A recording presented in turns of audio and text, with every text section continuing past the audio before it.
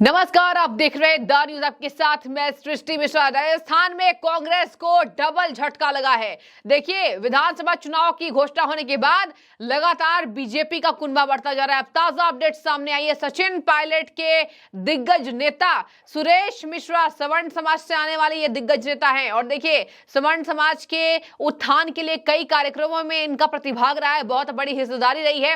राजस्थान में इनकी बहुत बड़ी जिम्मेदारी रही थी कांग्रेस के लिए। अब हाथ का दामन छोड़कर कमल के दामन को पकड़ चुके। बड़ी खबर इस वक्त की। और देखिए, केवल एक नाम नहीं है, पूर्व आईएएस अफसर इनका भी नाम है। इसके साथ 10 लोगों ने भारतीय जनता पार्टी का दामन थाम लिया। इसमें आरएलपी पार्टी यानी राष्ट्रीय लोकतांत्रिक पार्टी हनुमान बेनीवाल की पार्टी के 2 मौजूदा विधायक हैं। आपको बता दें कि सुरेश मिश्रा का बहुत बड़ा बयान सामने आया है कि आखिर क्यों उन्होंने कांग्रेस पार्टी का दामन को छोड़ा है। दर्शकों, कांग्रेस पार्टी के दामन को सुरेश मिश्रा ने इसलिए छोड़ा क्योंकि उन्होंने प्रेस कॉन्फ्रेंस में कुछ बातें कही है, जहां पर भाजपा प्रदेशाध्यक्ष राजस्थान के सीपी जोशी मौजूद थे। इसके साथ ही आपको बता दें कि राज्यसभा सांसद भी मौजूद थे और घनश्याम तिवारी और सीपी जोशी, ज्योति मिर्धा, बड़ी जाट नेता जो करीब 1 महीने पहले बीजेपी में आई हैं, उनसे जाट वोट इनका छूटा कांग्रेस का दामन लगातार हल्का होता जा रहा है। सुरेश मिश्रा ने कह दिया बहुत बड़ा आरोप कि सनातन विरोधी है पार्टी। कांग्रेस पार्टी पर बहुत बड़ा आरोप लगा दिया। कह रहे हैं कि सनातन विरोधी घटनाओं से मैं आहत हुआ हूं। आपको बता दें, दौसा में पंडित की जो मृत्यु हुई है उससे भी लगातार आक्रोश है। और सीपी जोशी ने बताया कि आंकड़ों के हिसाब से बात करें तो कई ऐसे राजस्थान में पिछले सालों में इतने पंडितों की हत्या हो गई है जिसके लिए कांग्रेस पार्टी बेनकाब हो रही है। और यही सब बातों से सुरेश मिश्रा आहत हो गए और उन्होंने पार्टी को कह दिया अलविदा। आपको बता दें, सुरेश मिश्रा का स्वागत कराया गया। भाजपा ने अपने पार्टी चुनाव चिन्ह को वहां दिया, उनके सामने रखा, इसके साथ झंडा दिया। आपको बता दें कि भाजपा ने वहां पर जोरदार स्वागत किया है। इस दौरान आपको बता दें 10 लोग आ चुके हैं, 10 विधायक, बड़े कांग्रेस के लीडर। आपको बता दें कि यह भी कहा जा रहा है कि सुरेश मिश्रा को भाजपा ने इसलिए उतारा है ताकि जयपुर में सांगानेर, हवा महल, सिविल लाइन और आमेर विधानसभा सीटों पर ब्राह्मण समाज के वोटों का ध्रुवीकरण किया जा सके। तो सीपी जोशी मौजूद थे, राज्यसभा सांसद घनश्याम तिवारी मौजूद थे और साथ ही अन्य नेता ज्योति मिर्धा भी मौजूद थी। ज्योति मिर्धा के आने के बाद से लगातार राजस्थान को कांग्रेस को बड़ा झटका लग रहा है। केवल यहां पर मिश्रा ही नहीं, पूर्व आईएएस अधिकारी भी शामिल हो चुके हैं। चलिए एक बार आपको नाम बता देती हूं कौन कौन से वो गुट के नेता हैं जो थाम चुके हैं। हनुमान बेनीवाल की राष्ट्रीय लोकतांत्रिक पार्टी के 2 प्रधान आए हुए हैं। कांग्रेस के दिग्गज नेता आए हुए हैं, करीब 1 दर्जन से ज्यादा, और सुरेश मिश्रा के समर्थक आए हुए हैं। आपको बता दें, यहां पर सीपी जोशी और केंद्रीय मंत्री कैलाश चौधरी ने 1 दर्जन से ज्यादा नेताओं को भगवा दुपट्टा पहनाकर पार्टी में स्वागत किया है। और कलेक्टर रहे जयपुर के अंतर सिंह नेहरा ने भी भाजपा की सदस्यता ले ली है। यही बड़ी खबर है। एक तो आईएएस ने, एक सुरेश मिश्रा ने, एक सवर्ण समाज से आने वाले और एक देखिए अधिकारी रहे, कलेक्टर रहे।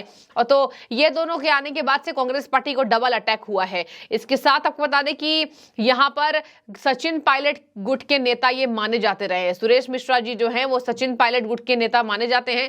अंतर सिंह नेहरा, पूर्व आईएएस अधिकारी, हाल में उन्होंने 30 सितंबर को उन्होंने आईएएस की सेवा से स्वैच्छिक सेवानिवृत्ति ली थी। आगे सुनिए, सुरेश मिश्रा जी जो स्वर्ण समाज से आते हैं और इन्होंने सांगानेर विधानसभा सीट से कांग्रेस की टिकट पर चुनाव भी लड़ चुके हैं। इसी के साथ आपको बता दें कि कहा जा रहा है कि इनके जगह पार्टी ने किसी और को उतारा मैदान में, इसके लिए नाराज भी हो गए। सीमा चौधरी जो है वो नागौर जिले की खीवसर निर्दलीय प्रधान है। सीमा चौधरी हनुमान बेनीवाल की पार्टी से पंचायत समिति सदस्य थी।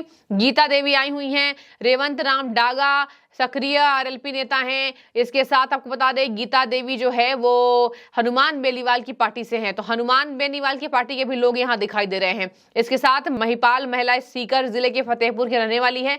लोकतांत्रिक पार्टी के प्रदेश प्रवक्ता वो रह चुकी हैं।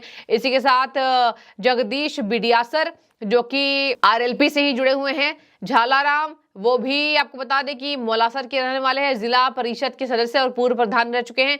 भरवाराम बुर्दक लंबे समय से राजनीति में आए हैं और वे पूर्व जिले में परिषद के सदस्य और प्रधान रह चुके हैं। ये देखिए तमाम नाम है। डॉक्टर सुमन चावला के भी नाम है। डॉक्टर सुमन चावला हनुमानगढ़ की रहने वाली हैं और हनुमानगढ़ कांग्रेस की पूर्व जिला अध्यक्ष और प्रदेश सचिव रह चुकी है। सोच लीजिए आप, ये सारे नेता बड़े बड़े पदों पर थे। कुछ हनुमान बेनीवाल की पार्टी के हैं, कुछ कांग्रेस पार्टी के हैं। इसके साथ मैं आपको बता दूं, यहां पर जो सबसे तगड़ा झटका लगा है पार्टी को वो है सुरेश मिश्रा जी का। सुरेश मिश्रा देखिए एक एक्टिव लीडर माने जाते रहे राजस्थान के अंदर, और सीपी जोशी ने साफ तौर पर कह दिया कि जो सनातन विरोधी लोग हैं इनके वजह से कांग्रेस पार्टी को अलविदा इन्होंने कहा है। इसी के साथ जो दलितों पर अत्याचार हुआ, इसके साथ राजस्थान में कुशासन फैल गया। अशोक गहलोत के मुंह पे देखिए बहुत बड़ा तमाचा है, जो कांग्रेस लीडर्स ने भाजपा का दामन थामा है। भाजपा का दामन थामे 1 दर्जन से ज्यादा लोग आ जाएं, और उसके पहले बीते 1 महीने में बात करें तो बीते 1 महीने में भी 8 से 10 कांग्रेस के दिग्गज लीडर्स भाजपा में शामिल हो चुके हैं। तो भाजपा का कुनबा राजस्थान में बढ़ रहा है, क्योंकि राजस्थान में सर्वेस भी बता रही है कि भाजपा की सरकार इस बार बनेगी। हालांकि अभी भी इसमें पूर्ण विराम बिल्कुल नहीं लगाना चाहिए, कुछ भी हो सकता है, कांग्रेस स्ट्रांग भी हो सकती है। आपको बता दें कि सबसे बड़ी जानकारी ये सामने आ रही है दर्शकों कि सांगानेर से टिकट की दावेदारी ये कर रहे थे सुरेश मिश्रा जी, लेकिन इनके जगह कांग्रेस ने सांगानेर से पुष्पेंद्र भारद्वाज को मैदान में उतार दिया, इसलिए नाराज थे, आहत थे। और इसी के साथ गौरतलब है कि कांग्रेस के कई अन्य नेता भी पहले भाजपा का दामन थाम चुके हैं। तो बेनीवाल को भी झटका मिल गया और कांग्रेस को भी झटका मिल गया। देखिए 2 पार्टियां वहां धड़ से गिर गई जमीन पर, और यही वजह है कि जमीन पर गिरने के बाद भाजपा उतनी ही जमीन से ऊपर उठ रही है। आपको मैं याद दिला दूं, राजस्थान में 200 विधानसभा सीटों पर यह चुनावी टक्कर होने वाला है, जहां पर गहलोत का शासन चल रहा है। गहलोत जी कई मुद्दों पर घिरे, एक तो सचिन पायलट से उनकी जबरदस्त लड़ाई है। सचिन पायलट के भी खेमे के हालांकि कुछ टिकट्स क्लियर हुए हैं, लेकिन ये बहुत बड़ा झटका राजस्थान के लिए माना जा रहा है। तो गहलोत जी बार बार कह रहे हैं मैं कुर्सी नहीं छोड़ूंगा, कुर्सी की भी लड़ाई है वहां पे, लेकिन गहलोत जी अपने विधायकों को मना नहीं पा रहे हैं, अपने नेताओं को खुश नहीं कर पा रहे हैं, और इसी वजह से उनके नेता जो है वो गहलोत से नाराज होकर भाजपा का दामन थाम रहे हैं। शायद ये भी वजह है कि भाजपा का कुनबा लगातार मजबूत होता राजस्थान में दिखाई दे रहा है।